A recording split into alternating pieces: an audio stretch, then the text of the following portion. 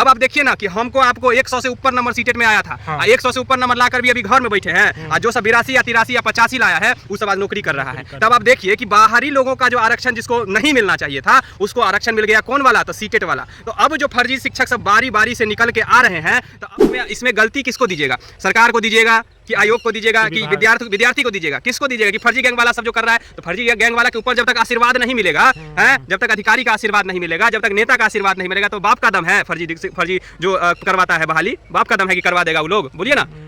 आर्थिक अपराध की टीम जितना 500 पर छापा मारी एक जगह पर, और उन विद्यार्थियों को छोड़ दिया गया। सरकार से जवाब तलब, आयोग से जवाब तलब, कोई नहीं जवाब दे रहा है, तो वो बात तो आपका अभी तो दबिए गया। बिल्कुल ये बात कहीं नहीं दब सकता। ये वही, इसीलिए हम आप सभी अभ्यर्थियों से भी इस बात का गुजारिश करते हैं कि आप लोग बहुत बहुत स्वागत है आज के इस वीडियो में।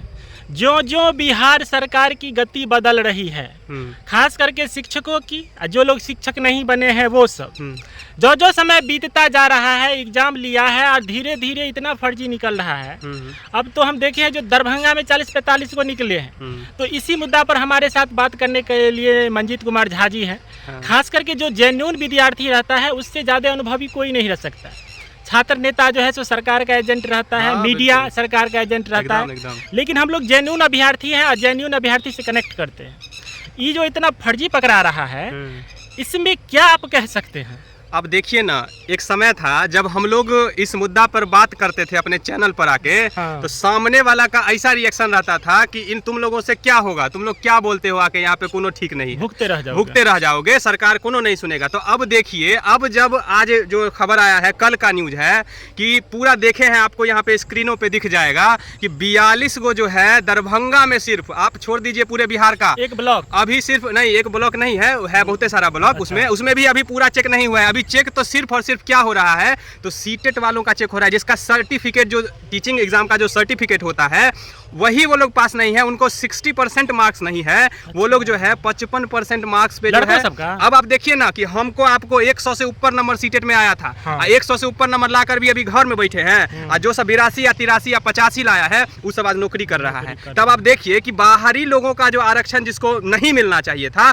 उसको आरक्षण मिल गया। कौन वाला? तो सीटेट वाला। तो अब जो फर्जी शिक्षक सब बारी बारी से निकल के आ रहे हैं, तो अब बताइए ना, अब कौन आप सभी से सवाल करेगा? लेकिन किस हिसाब से पकड़ा रहा है, कौन सा सूत्र से? अभी देखिए ना क्या हो रहा है कि डॉक्यूमेंट वेरिफिकेशन का प्रोसेस जो सरकार का कदम है वो चला है। उसमें क्या हुआ है, तो जो टीचिंग सर्टिफिकेट वाला है, अभी सिर्फ वही चेक हो रहा है कि बच्चा जो है सो पात्रता परीक्षा भी पास है कि नहीं है। तो अभी पात्रता परीक्षा जो पास है कि नहीं वही चेक हो रहा है। अभी देखिए कि सिर्फ और सिर्फ उतने चेक में 42 को बच्चा एक जिला से पकड़ा रहा है, और उसमें भी अभी उसका जो डॉक्यूमेंट्स है, जो यानी कि ग्रेजुएशन का डॉक्यूमेंट्स होता है, पीजी का डॉक्यूमेंट्स होता है, वो सब तो अभी बाकी है। अभी देखिए ना, आपको कितना जो है सो टीचर को देखने को मिलेंगे कि बारी बारी से जो है सो छटैया जो होगा।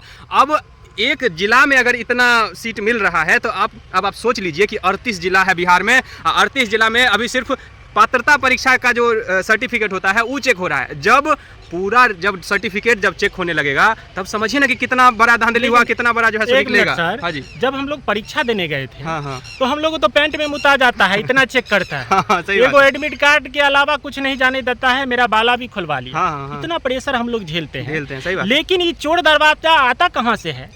सबका जो पहुंच है ना, ऐसा लगता है कि जैसे किसी का जो है ना पहले से सॉल्वर गैंग वाला जो सुनवे किए थे खेला, जो 14 लाख 10 लाख जो चल रहा है, एडमिट कार्ड के पीछे हमको इस बात का अभी तक समझ में नहीं आया है कि आप अगर बाहरी वाले का जो आरक्षण पर बात किए थे कि बाहरी वालों को जनरल में रखा जाएगा, पहले ही बोले थे हमारे जो अध्यक्ष थे बीपीएससी के, लेकिन अब वो आरक्षण जो है आप बाहरी वाले लड़कों को लड़कियों को दे रहे हैं। हमको उससे एतराज नहीं है, लेकिन एतराज कौन बात से है कि आप तो जब लिस्ट निकालते हैं वहां पे बोलते हैं कि हम नहीं दे रहे हैं आरक्षण, और जब रिजल्ट आता है तो हम सब लोग भचक्का रह जाते हैं कि भाई रिजल्ट कहाँ से इतना ज्यादा कट ऑफ चला गया। तो कारण तो यही था कि आप जो है जनरल वालों में यहाँ का जो बच्चा को छूट मिलना चाहिए वो छूट आप बाहर के बच्चे को दे दिया है। इसीलिए ना जनरल में ईडब्ल्यूएस में अगर आप कट ऑफ का जो अंतर देखिएगा तो आपको पता चल जाएगा। एक नंबर किसी में तो बराबर है जनरल और ईडब्ल्यूएस का, और डेट ऑफ बर्थ से तो खैर सेकंड क्राइटेरिया, हम तो ये बोल रहे हैं कि फर्स्ट क्राइटेरिया में आप छांट रहे हैं बच्चों को, तो वो तो भाई अब आके आपसे सवाल करेगा ही। अब कौन बिल में घुसिया गए हैं ये लोग,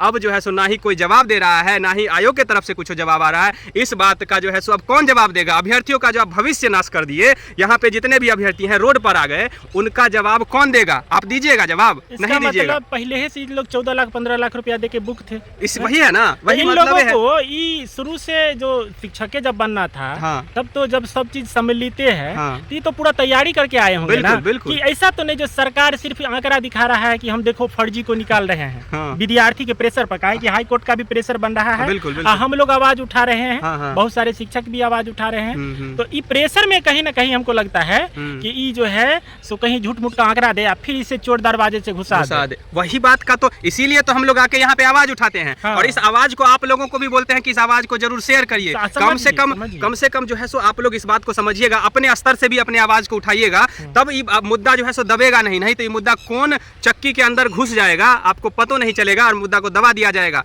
इतना मात्रा में जो है सो आपको वैकेंसी देखने को मिलेगा। जब ये सारा फर्जी शिक्षक सब जो बाहर आएंगे, तब आपको देखिएगा कितना मात्रा में आपको सीट देखने को मिलेगा। अब आप बताइए ना कि ये जो अभी जो हो रहा है, इसमें गलती किसको दीजिएगा? सरकार को दीजिएगा कि आयोग को दीजिएगा कि विद्यार्थी को दीजिएगा? किसको दीजिएगा? कि फर्जी गैंग वाला सब जो कर रहा है, तो फर्जी गैंग वाला के ऊपर जब तक आशीर्वाद नहीं मिलेगा, हैं, जब तक अधिकारी का आशीर्वाद नहीं मिलेगा, जब तक नेता का आशीर्वाद नहीं मिलेगा, तो बाप का दम है फर्जी जो करवाता है बहाली, बाप का दम है कि करवा देगा वो लोग, बोलिए ना।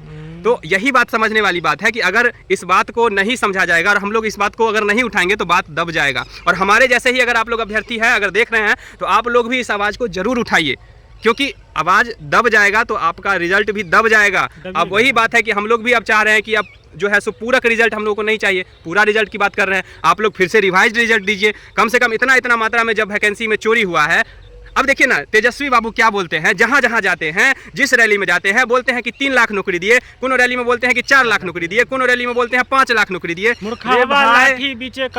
वही बोले ना कि मतलब ये कौन तर्क है कि आप जो है सो इतना बहाली दे दिया। ग्राउंड स्तर पे आते हैं तो जितना दिए उसमें से भी अब निकल रहा है चोर सब। 20 हजार 25 हजार शिक्षक वही ना बोले 40-45 तो एक दिन में पकड़ा रहा है। इससे पहले से छटैया प्रक्रिया चालू है, कितना का थंब नहीं मैच कर रहा है। हाँ। हम एगो बात कर रहे हैं कि आर्थिक अपराध की टीम जो पकड़ी थी उसका तो इससे कोई कनेक्शन नहीं है। हाँ। ये तो विभाग के द्वारा जो जांच हो रहा है, डॉक्यूमेंट वेरिफिकेशन, उसमें पकड़ा रहा है। आर्थिक अपराध की टीम जितना 500 पर छापा मारी एक जगह पर, और उन विद्यार्थियों को छोड़ दिया गया। सरकार से जवाब तलब, आयोग से जवाब तलब, कोई नहीं जवाब दे रहा है, तो वो बात तो आपका भी तो दबिए गया। बिल्कुल ये बात कहीं नहीं दब सकता। ये वही, इसीलिए हम आप सभी अभ्यर्थियों से भी इस बात का गुजारिश करते हैं कि आप लोग भी इस आवाज को जरूर उठाइए और इस मुद्दा को मत दबने दीजिएगा। नहीं तो अगर ये मुद्दा दब गया तो आगे आने वाले समय में आप इस बात का आराम से इंतजार करिए। आप तो बेरोजगार रहबे करिएगा। हाँ बिल्कुल, आगे आने वाला भविष्य भी बर्बाद हो गया, कुछ नहीं हो सकता है। इस बात को भी आप लोग समझते ही होंगे अच्छे से। तो हम यही बोल रहे हैं कि आप लोग इस वीडियो को ज़्यादा से ज़्यादा शेयर करिएगा, और अगर इस चैनल पे आप लोग अगर नए होंगे तो चैनल को सब्सक्राइब जरूर कर दीजिएगा, ताकि आने वाले समय में आपको जितना भी वीडियोज हो टीचिंग परीक्षा को लेकर या जो भी आने वाले समय में एग्जामिनेशन होंगे या हम लोग अपने तरह से बातों को रखते हैं, तो आप लोग सब्सक्राइब कर दीजिएगा। ठीक है, हमारे साथ थे मंजीत कुमार झा जी, और बहुत सारी बातों का जो कन्फ्यूजन है, लोग जो कमेंट करते हैं उस हिसाब से इनसे हमने प्रश्न लेने का प्रयास किया, हमें बहुत अच्छा लगा। और आप भी अपना राय व्यक्त करें और लाइक कमेंट सब्सक्राइब करें। बहुत बहुत धन्यवाद। जय हिंद।